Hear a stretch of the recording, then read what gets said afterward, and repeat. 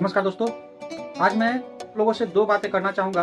पहला बात है कि अभी समाज में जो कुछ लोग नए नए बौद्ध धर्म को अपना कर हिंदू धर्म को टारगेट कर रहे हैं, उन्हें यह काम बंद करना चाहिए। उनसे यही कहना चाहूँगा कि जब आप लोग बौद्ध धर्म को अपना चुके हैं तो आप लोग बौद्ध धर्म पर ही चर्चा करिए, हिंदू धर्म को टारगेट मत करिए।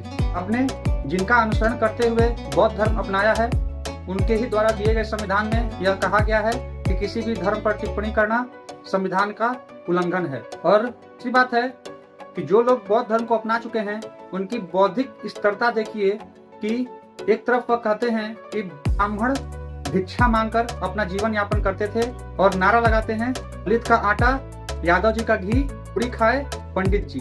और फिर वही लोग कहते हैं कि ब्राह्मणों ने कई वर्षों से दलितों का शोषण किया है। उन लोगों से यही कहना चाहता हूं कि जब पूर्व से ही दलित समाज इतना समृद्ध और शक्तिशाली था कि वह ब्राह्मणों को भोजन कराता था या भिक्षा देता था, तो फिर यह शोषण करने की बात कहां से आ गई। चलिए, यही आप लोगों की बात मानकर आजाद होने के बाद संविधान में आप लोगों को इसी आधार पर आरक्षण भी दे दिया गया है कि समाज में समानता की बात करता है। तो संविधान लागू होने के 70 वर्ष के बाद भी आप लोग अभी भी वही नारा लगा रहे हैं कि ब्राह्मणों ने दलितों का शोषण किया है और शोषण कर रहे हैं। अभी कहां से शोषण कर रहे हैं? मैं तो बस यही कहना चाहूंगा कि जो लोग यह नारा लगा रहे हैं वह आरक्षण का लाभ लेकर आज की मुख्य धारा में शामिल हो चुके हैं और वो इतने समृद्ध हो चुके हैं कि आरक्षण का लाभ सिर्फ वही ले रहे हैं।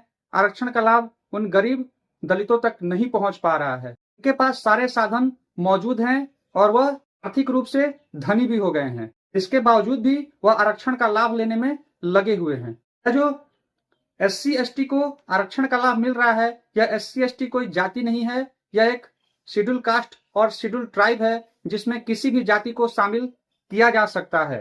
तो सरकार से और समाज में सभी वर्गों से यही अपील है कि समाज में समरसता बनाकर रखा जाए और समाज को शिक्षित करने का प्रयास किया जाए। हमारा देश AI की तरफ अग्रसर हो रहा है, तो हमें यह प्रयास करना चाहिए कि हम भी खुद को शिक्षित कर अपने देश को आगे बढ़ाने में अहम योगदान प्रदान करें। समाज को अलग अलग वर्गों में ना बांटा जाए। तो कुछ लोग अभी सोशल मीडिया पर एक समाज को टारगेट कर रहे हैं, यह बिल्कुल अनुचित है। आशा है और उम्मीद है कि ये सब खत्म होगा और एक वर्ग को टारगेट करना बंद किया जाएगा और सरकार भी इस बात के महत्व को समझेगी।